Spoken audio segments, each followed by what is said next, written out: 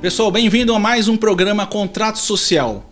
E hoje com uma figura, ilustre figura, Paulo Matias, que não é da área jurídica, mas o nosso programa tem a finalidade de entrar em temas importantes como na área do direito, inovação e cidades inteligentes. E quando a gente fala de cidades inteligentes, pessoal, a gente está falando de cidadania. A gente está falando de informações. E o Paulo Matias é um grande comunicador, um grande jornalista e hoje faz parte aqui como nosso convidado especial do Contrato Social. Mas antes disso, deixe o seu like e subscreva aqui no nosso canal. Tudo bem, meu amigo? Tudo bem, Paulo? Prazer enorme, viu? Muito obrigado pelo convite aí e admirador do seu trabalho já de bastante tempo.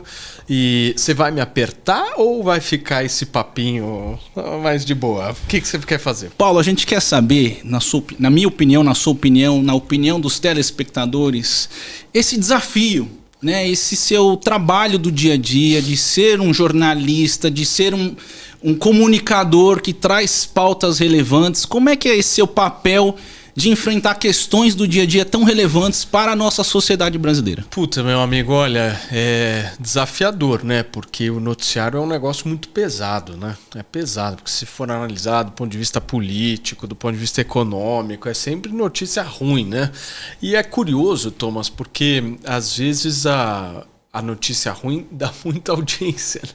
Então você saber lidar com isso de alguma forma, você entender o teu papel, você saber qual que é o caminho que você deve percorrer. Eu sempre, desde o primeiro dia que eu tive à frente de um programa, eu sempre tentei pregar o diálogo, sabe? É difícil numa sociedade polarizada, politizada, ao extremo como a gente viu em 2022 acontecer.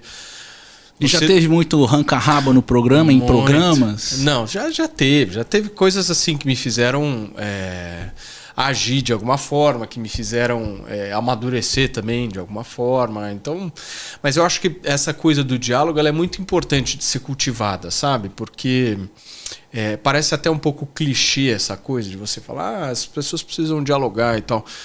Mas eu sinto que o Brasil ele precisa de todas as formas tentar sentar na mesma mesa para conversar, porque isso já ficou muito cansativo, sabe? Essa coisa do ódio, da galera se odiando. Porque você votou no Lula, eu não sento mais para conversar com você. Porque você votou no Bolsonaro, eu não sento mais.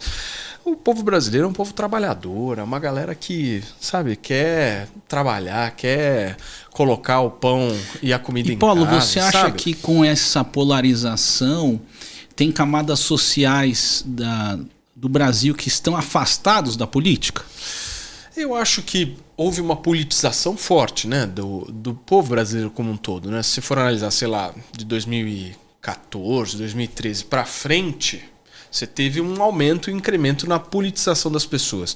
Quando eu me refiro à politização, não é a partidarização das pessoas, mas é o debate público ser colocado na mesa de bar, é o pessoal começar a discutir temas que que eram, né, considerados muito chatos, né?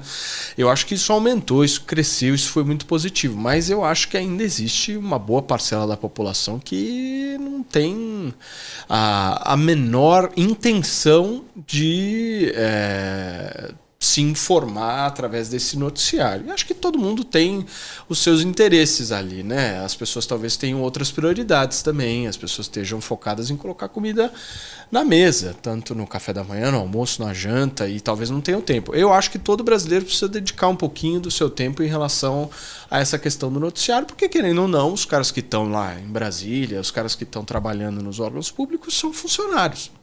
Querendo ou não, e Paulo, conta um pouquinho da sua história, porque a gente sabe que você gosta de política, né? Você passou pelo processo político de uma eleição. E como é que foi a sua experiência nesse processo, Paulo? Foi muito maluco, sim, Thomas, porque eu tive todas as experiências possíveis, assim, sabe? Desde ser candidato, ser testado na urna. Eu me lembro que eu tive mais votos do que 9 candidatos eleitos. Então é muito louco o sistema proporcional. Por outros partidos. Não, até pelos outros partidos, mas o sistema, ele, do voto, tal, da eleição para deputado, para vereador, ele é um sistema que é feito para ninguém entender, né?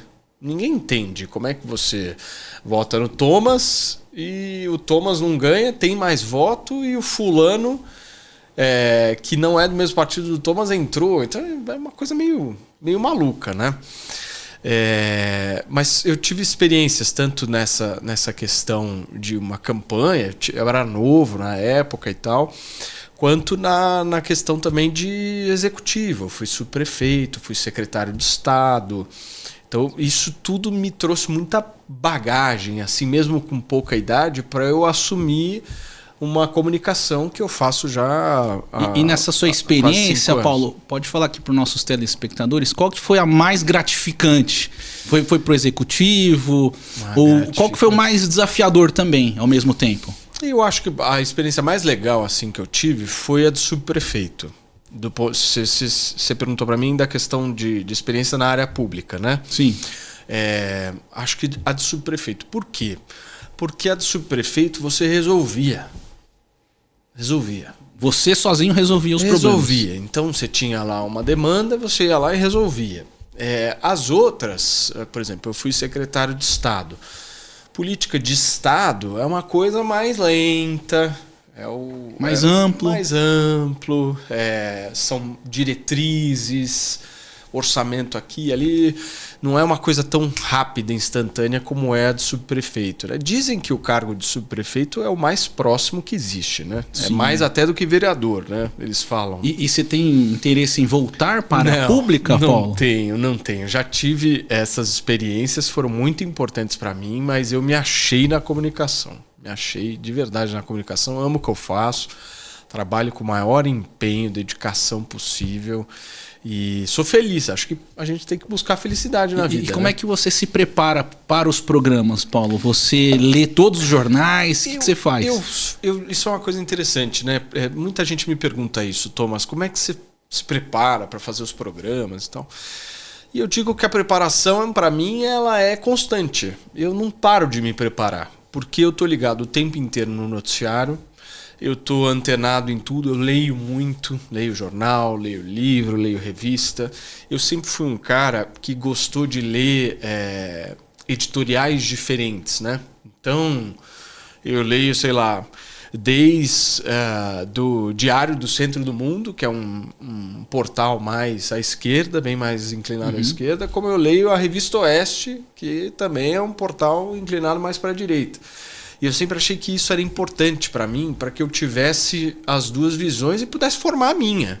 Eu sempre fui um cara crítico, assim, nunca quis ir com a onda, entendeu? Eu nunca quis, de alguma forma, se a maioria está falando isso, eu vou com a maioria. Depende. E, Paulo, dizem que tudo acontece em Brasília, né? Você vai muito a Brasília, você conversa com os deputados, com os partidos, o que está acontecendo no dia a dia. Eu não vou muito a Brasília, já faz bastante tempo que eu não vou, mas eu dialogo muito com políticos de esquerda, de centro, de direita, eu tenho um trânsito bom com eles e procuro de alguma forma, porque eu acho que se você faz comunicação, se você está à frente de qualquer tipo de programa televisivo ou radiofônico, você precisa ter fonte, você precisa dialogar com as pessoas e, enfim, hoje é o PT que está no poder. Há 4 anos era o Bolsonaro, há 6 anos era o Temer. Então, você tem que ter informação de tudo quanto é lado. A gente vive de informação. Então, eu dialogo com todos. Pessoal, a gente tem um bloco no nosso canal, o Contrato Social Podcast, que é um bloco. E eu vou fazer aqui uma pergunta para o nosso convidado especial, Paulo Matias, que é sobre os perrengues aí do início da sua carreira.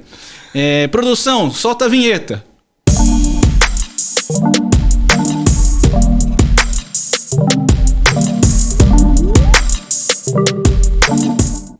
Bom, retornando aqui, Paulo, conte um pouquinho dos seus perrengues aí no início da sua carreira, como é que foi a sua trajetória.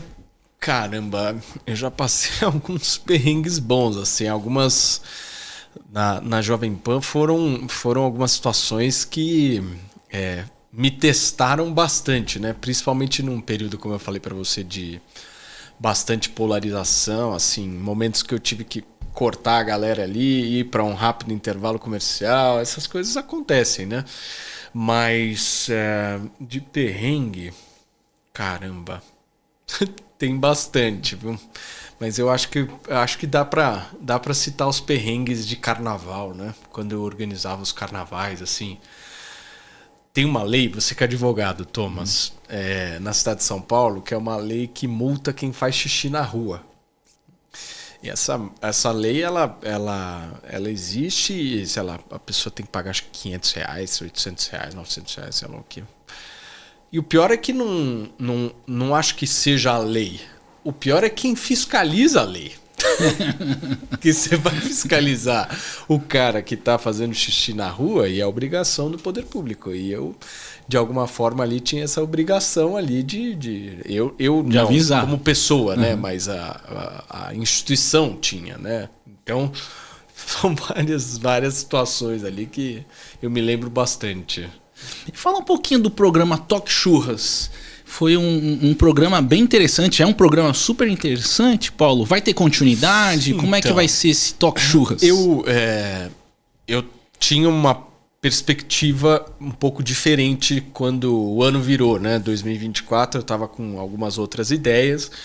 E aí eu recebi esse novo desafio de ser apresentador do SBT, comandar as manhãs da emissora do Silvio Santos. Assim, Thomas, o sonho de qualquer comunicador que um dia fale o seguinte: olha, meu sonho é ser apresentador.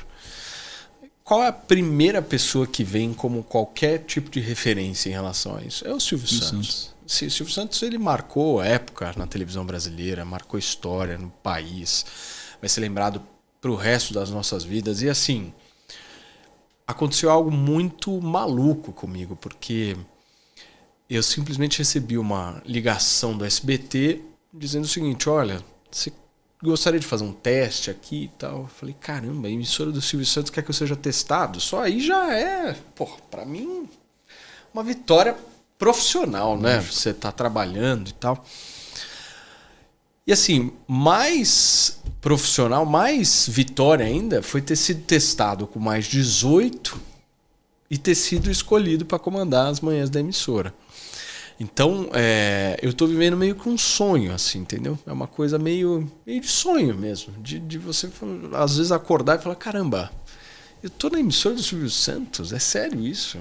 Eu olho pro lado, mas assim, também tem aquela sensação, né, Paulo? Você como um grande comunicador, um grande jornalista, com uma grande responsabilidade agora, porque é uma emissora enorme, né? Então, a gente vai agora começar agora em março, abril, acho que mês de março a gente pode firmar como mês de estreia. A gente vai começar o Chega Mais. E qual que é a proposta do programa? Eu, a Regina Volpato, que é uma apresentadora, dispensa apresentações, assim, uma mulher extremamente experiente na área televisiva, já comandou programas super renomados, tanto no SBT quanto na TV Gazeta. A Michele Barros, que comandou telejornais na Globo, uma mulher incrível. Nós três vamos comandar o Chega Mais. Qual que é a proposta do Chega Mais? É que seja um programa de prestação de serviço, mas que possa envolver uma notícia de entretenimento, uma notícia ali de momento, uma pauta nacional, dicas de saúde, de beleza, de bem-estar. Bacana. Então a gente vai fazer um mix ali, sabe? Um mix vai ter pautas também da cidade de São Paulo? Pautas da cidade de São Paulo, do Rio de Janeiro, do Nordeste, do Norte, de tudo. A gente quer ser um programa bem brasileiro, sabe? Na essência mesmo. Porque nós três somos diferentes, pessoas diferentes. Tem gente do Sudeste, tem gente do Nordeste. E a gente quer meio que fazer esse mix. São 4 horas de programação, né, Thomas? 4 horas de programa, assim. Eu apresentava o Morning Show na Jovem Pan, que era das 10 horas da manhã ao meio-dia. E assim, 2 horas de programa já é uma coisa desafiadora. 4 horas na televisão aberta, Então vão ser 2 horas nacional. Nacional, né? 2 horas nacional e as outras 2 horas local, para São Paulo. Então das 9h30 às 11h30 é o que está mais ou menos planejado, seja uma transmissão para todo o Brasil. E aí a partir das 11h30 a gente tem uma transmissão focada em São Paulo, que aí as outras afiliadas, elas exibem os seus jornais locais, então é meio que o caminho mesmo. Mas é um desafio, porque você sustentar um programa 4 horas, eu acho que tem uma coisa que é prioritária, antes do elenco, antes de cenário, antes de qualquer coisa, que é o conteúdo. Tem que ter bom conteúdo. Conteúdo que realmente prenda a atenção das pessoas, que seja útil para as pessoas, principalmente. Então é o que a gente vai mirar. Paulo, e na sua opinião agora, quando a gente pega a televisão aberta no mercado nacional, no Brasil, quais são os programas que você falou do Silvio Santos como um grande comunicador, mas hoje em dia, na atualidade, quais seriam os canais, os programas que te interessam na TV brasileira? Cara, eu acho que a televisão brasileira, ela foi muito menosprezada nos últimos anos, né? Eu sinto isso. Pegou-se talvez um discurso em parte da sociedade de que a televisão morreu, agora é rede social. Eu acho que quem fala isso não faz a menor ideia do que está falando. Menor ideia. Porque quando você fala de uma televisão nacional que bate os seus 5 pontos, 10 pontos, 20 pontos. Você está falando de milhões e milhões e milhões e milhões de telespectadores que estão sendo impactados. Então esse papo de a televisão morreu, não acredito realmente que a televisão tenha sofrido essa morte que muitos propagam. Eu acho que a televisão, talvez, ela passou por um momento desapercebido da sociedade, que carecia por uma renovação, sim, por novos olhares, por novos atores, por novos personagens. Talvez a televisão ela tenha ficado um pouco mais antiga. E eu acho que agora você tem um movimento grande na televisão brasileira de olhar para uma renovação que eu acho que é necessária, mas sem perder a sua essência. A televisão é a televisão. No caso do SBT, por exemplo, o slogan da emissora é a televisão mais feliz do Brasil. E é verdade isso. É verdade. Essa felicidade, essa alegria,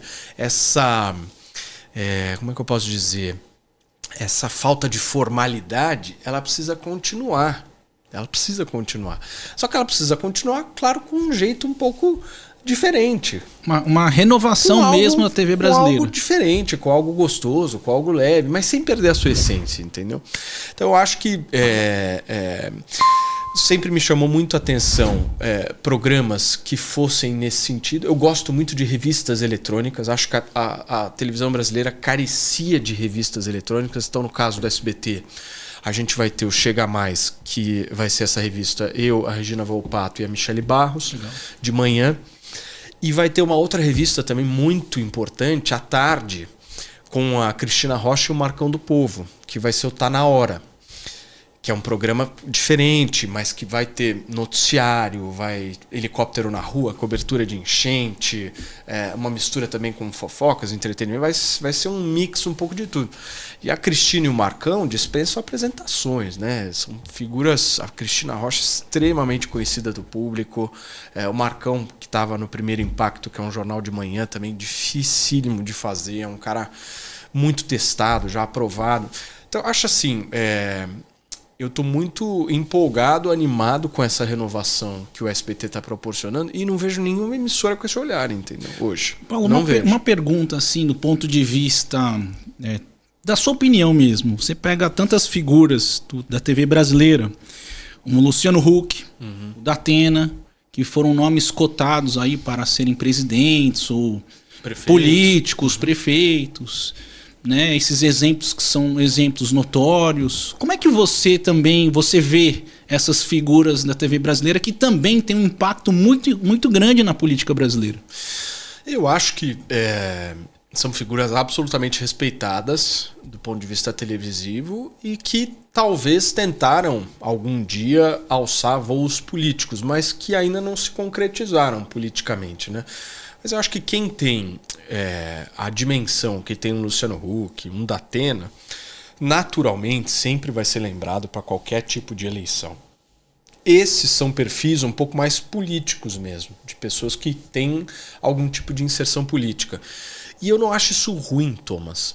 Não acho mesmo, porque eu acho que talvez a gente tenha passado por uma fase de uma despolitização. E eu não acho que alguém que tenha uma visão política de alguma coisa seja alguém negativo para a televisão. Pelo contrário. Que seriam pessoas outsiders da política. Ao contrário, né? assim, eu acho que já passou a era, já passou-se a fase de pessoas que talvez dizem ser imparciais.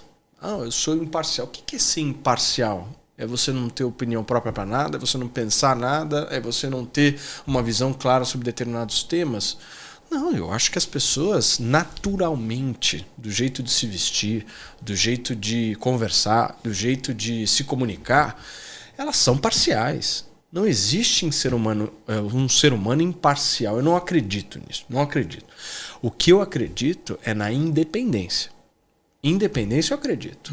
Acho que a pessoa que está com o microfone na mão, ela precisa ser independente para poder analisar aquele determinado fato, para poder criticar na hora que tem que criticar, para poder elogiar na hora que tem que elogiar. Independência. Agora, você dizer, olha, eu não penso nada, eu não sou nada e eu não tenho opinião para nada, você é o quê? Essa fase, eu acho que já foi. Já foi. As pessoas, elas pedem um posicionamento. E, mais uma vez, ser alguém posicionado não necessariamente quer dizer que seja alguém partidarizado. Pelo contrário. E qual que é a sua visão sobre os novos desafios do jornalismo brasileiro? Eu acho que esse é o principal. De verdade, assim, eu acho que esse é um dos principais desafios aí que o jornalismo brasileiro tem pela frente, porque se tem uma coisa que eu acho honesto que o jornalismo faça, é que o jornalismo se posicione, mas que ele seja independente, que ele possa ter a independência de dizer, olha, isso daqui é um absurdo, é uma vergonha, que o jornalismo não faça parte de grupos políticos, de classes, mas que haja um posicionamento. A gente viu, por exemplo, um posicionamento muito claro do jornalismo brasileiro, não só o jornalismo, mas de várias outras instituições em relação à democracia. Sim. Tem que ter posição clara em relação a isso. Isso não é algo negativo. E eu acho que o maior desafio é justamente isso, porque eu acho que a falta de um posicionamento claro em determinadas situações trouxe também uma falta de credibilidade para uma parcela da sociedade que precisa receber uma informação que seja apurada, que seja checada, né? Acho que tem algumas carências que ainda precisam ser supridas. Mas eu não sou daqueles caras que vai dizer que jornalismo não serve para nada. Pelo contrário, a imprensa brasileira é uma instituição importantíssima para preservar a democracia, é uma instituição fundamental. E Paulo, qual que é a sua opinião sobre agora a questão dos fake news? Como é que se combate os fake news? Na sua opinião, como um grande comunicador, um grande jornalista que é? Eu acho que as fake news, elas não sabem, as pessoas não sabem ainda como lidar com as fake news. E quando eu me refiro a pessoas, é a sociedade como um todo. Os Estados Unidos não sabem direito como é que lida com isso, grandes potências não entendem direito como é que vão fazer, mas eu sou de uma tese que eu acho que a gente tem que partir de alguns pontos para tratar esse tema. O primeiro ponto é o seguinte: nós não podemos promover censura. Censura não existe.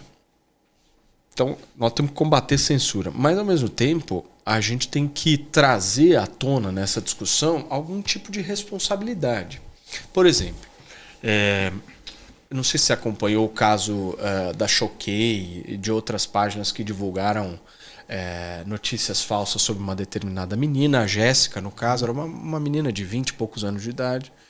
Essa menina tinha, de alguma forma, um problema psicológico, ela já estava um pouco afetada, com depressão e tal, e aí começou a compartilhar a informação de que ela teria ficado com o humorista, o Whindersson Nunes, e aí a menina recebeu toda aquela quantidade de informação, de compartilhamento, e simplesmente se suicidou, se matou. As pessoas não têm responsabilidade em relação a isso? Quem compartilhou, quem disseminou, tem que ter. Tem que ter. Eu acho que o que a sociedade está discutindo agora é o enquadramento jurídico disso, né? E você a notificação, como, né? Eu acho que tem você que ter como um operador do contraditório rápido, né? Você como um operador do direito, você sabe muito bem da dificuldade que é tratar esse tema, né? Sim. Que tipo de crime é isso? É quando as pessoas falam assim, não, mas a gente não tem que lidar com essa coisa das fake news, porque já existe difamação e calúnia. Eu acho que não se equipara. Não se equipara. A proporção que da propagação, né, é muito forte. Isso né? pode ser enquadrado como calúnia e difamação. Sim. Calúnia e difamação é 1 a 1 aqui. Nós estamos aqui, entendeu? E a força das redes sociais, né? É um crime novo. É uma coisa diferente. E por ser diferente, precisa de regulamentação. Então eu sou absolutamente favorável. Então, você falou um pouco das TVs abertas, mas qual que é a sua opinião do Facebook? Qual que é a sua opinião do Instagram, das redes sociais em si, Paulo? Tem uma força incrível, né? Acho que tem uma força incrível, mas acho que precisam parar de ser endeusadas. Precisam ser responsabilizadas. Precisa começar a ter uma responsabilização das redes sociais. Porque eu vi, talvez, uma parcela da sociedade meio que dizendo, olha, não, o Estado não pode regulamentar as fake news. Temos que dar liberdade para as empresas. Mas, ora, se você está lutando contra a censura estatal, você precisa ter um olhar um pouco mais crítico da censura privada que já está acontecendo.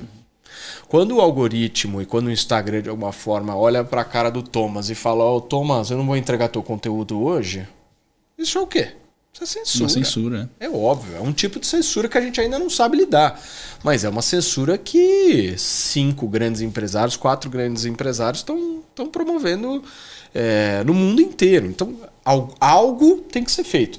Eu sou um cara que coloco os pesos e as medidas na balança de uma forma muito honesta, entendeu? Eu procuro ser o mais honesto possível. Eu sou contra a censura. E é tanto do Estado quanto das empresas privadas, das grandes big techs que hoje promovem censura. Então, a gente precisa discutir essa regulamentação, mas que seja uma regulamentação um pouco mais robusta. Acho que já avançou muito. Por exemplo, eu era muito contrário a se criar uma autoridade, uma autarquia. Lembra do primeiro projeto Sim. das fake news que foi debatido em 2023? Ele tinha uma autarquia que, de alguma forma, ia regulamentar as notícias. Eu sou completamente contra isso, mas algum tipo de regulamentação vai ter que ter. E Paulo, o que você acha da inteligência artificial? Né? Porque hoje está também sendo discutido isso no mundo inteiro. Na área jurídica, por exemplo, muitos advogados, muitos juristas não querem que tenha uma inteligência artificial de forma ilimitada, querem limitar essa questão. Como é que você vê isso no jornalismo? Parece que tem até jornalistas com inteligência artificial, quer dizer, é uma pessoa falando, mas é um robô falando. Eu acho, Thomas, que existem algumas coisas que a inteligência artificial realmente vai passar por cima. Mas existem outras que eu não acredito. Principalmente aquelas que dependam do bom senso humano.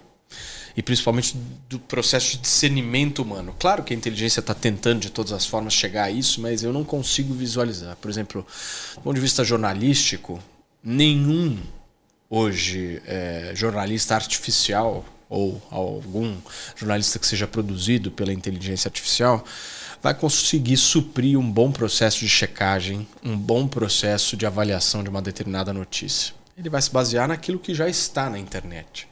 Mas existe um mundo fora da internet. Sim. Então eu acho que algumas profissões elas podem sim ser substituídas, mas outras não. Acho que no caso do direito a mesma coisa. Mesma coisa, acho que válido, tem lá todo um aparato de pesquisa ali, muita jurisprudência, inclusive, está sendo analisada por conta de muito algoritmo, algoritmo e tal.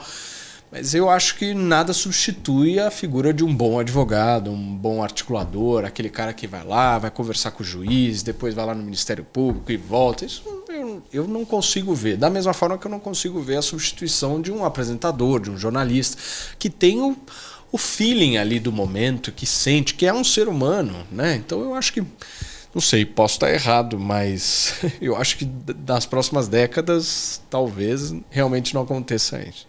E Paulo, uma pergunta para você sobre o último caso do PL, da prisão.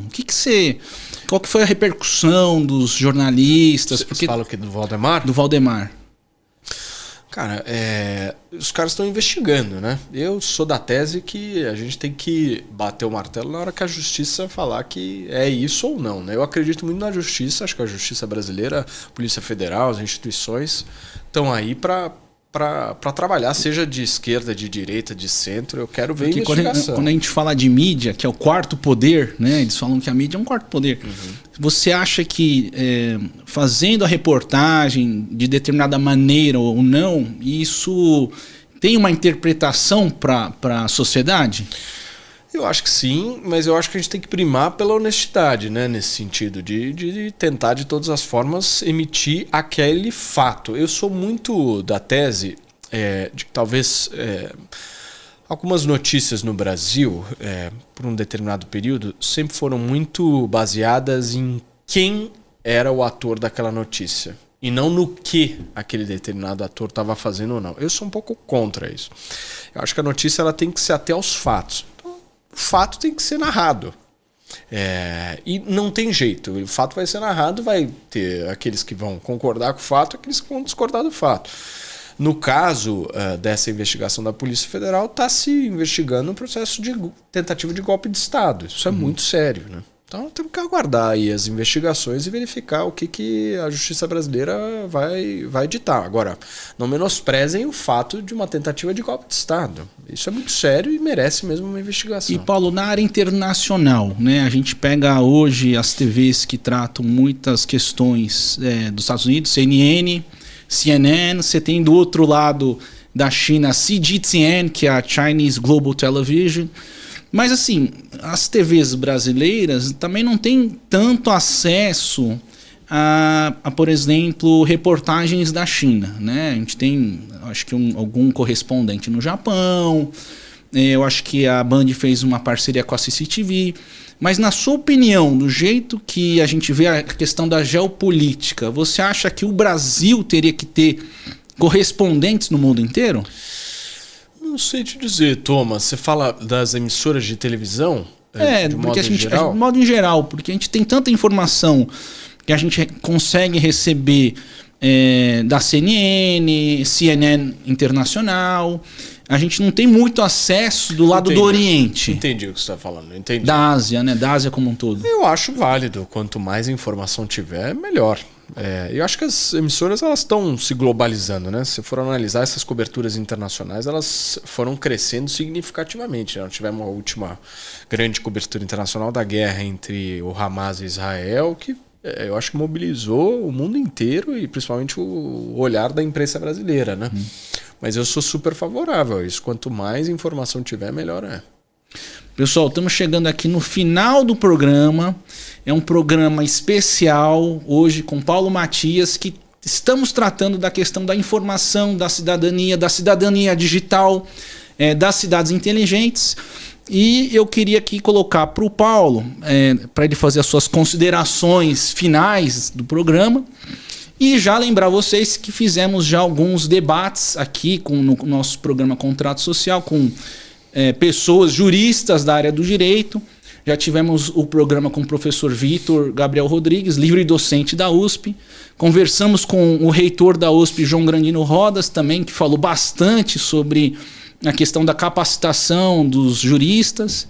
Também convidamos a doutora Celeste, que falou do trabalho que ela vem desenvolvendo no Instituto Pró-Vítima. E, por fim, falamos também com o Dr. Peter, que falou das funções da OAB e dos pilares da democracia que a OAB defende. E hoje, com Paulo Matias, para falar de comunicação, para falar de informação e para falar dos desafios do jornalismo brasileiro. Paulo, faça suas considerações aqui no nosso programa, nesse bate-bola, porque é um bate-bola bem legal, bem interessante, que tem a ver com a sociedade como um todo, especialmente com a nossa sociedade brasileira. Thomas, eu queria te agradecer a toda a galera que curte aí o teu podcast, acompanha teus conteúdos, te parabenizar pelo teu trabalho lá no Ibrachina. A gente acompanha de perto tudo que você faz, a tua dedicação. Eu acho que talvez você não tenha falado isso aqui, mas é importante a gente bater na tecla. O Thomas faz um trabalho social que poucos fazem no Brasil. Poucos fazem o que realmente você faz, com nível de dedicação. Eu vejo você empolgado, estruturando o projeto, fazendo o negócio acontecer. Comunidade chinesa mesmo presente. Então eu queria muito te agradecer pelo convite, agradecer a todo mundo que nos acompanhou aqui e dizer, a partir de março, a gente está lá no SBT.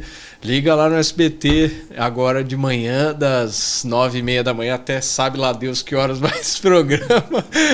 Até acho que 1h30, 2h da tarde. Mas eu queria muito convidar vocês. Vai ser um programa incrível que está sendo preparado com todo o carinho do mundo, dedicação. Nós estamos unidos, engajados. Eu, Regina Volpato, Michele Barros, toda a direção, o corpo técnico, artístico lá da emissora. E assim, a emissora de Silvio Santos, né? Então dispensa apresentações. E eu quero fazer esse convite para vocês, aliás, não só para o Chega Mais, mas para toda a grade que vai começar a partir de março, um SBT completamente diferente, mudado, rejuvenescido e sem perder a sua essência. Pessoal, não deixe de deixar o seu like, subscreva no nosso canal, ative as notificações. Olha aqui o nosso programa Contrato Social Podcast, nos acompanhe e também acompanhe agora o programa do Paulo no SBT.